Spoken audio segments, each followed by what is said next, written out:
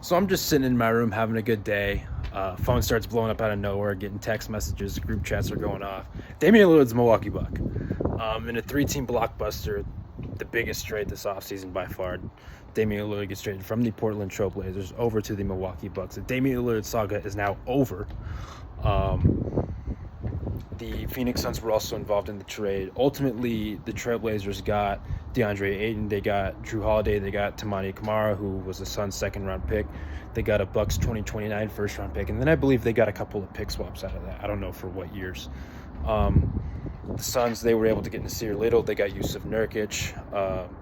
They got Keon Johnson, and they got someone else they got Grayson Allen. And then obviously the Bucks got Damian Lillard. I don't love this deal for Portland. Ultimately, they're not going to be keeping Drew Holiday, I don't think. They may not even keep DeAndre Ayton.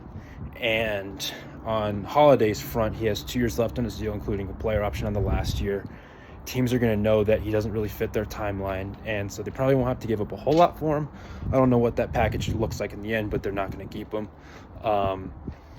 The Bucks only had to trade Holiday. I mean, Holiday's still a good player. He's still 33 years old. He's still one of the best defenders in the league. But I just don't think that. I think they're going to get pennies on the dollar from him if they try to move him. He can be a veteran leader if that's the case. He can opt out of his player option at the end of the season if he wants to. But the Bucks ultimately had to give up just Allen and Holiday plus that first-round pick for Damian Lillard, and that's like almost best-case scenario for Milwaukee. I mean, Lillard's a seamless fit next to Giannis Antetokounmpo and Chris Middleton. That team's going to be so much fun to watch. That team's going to be awesome.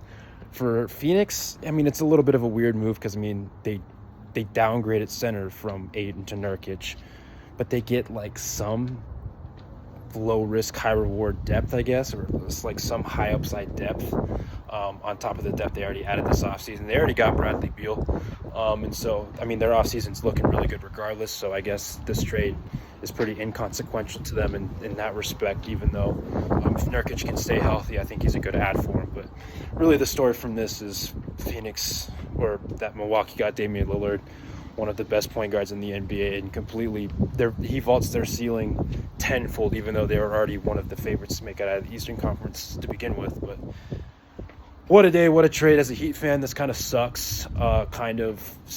Is like putting it incredibly lightly, but what a day for the NBA, man. This is crazy. This is nuts. This changes this. I still can't process everything. This is just has exploded, but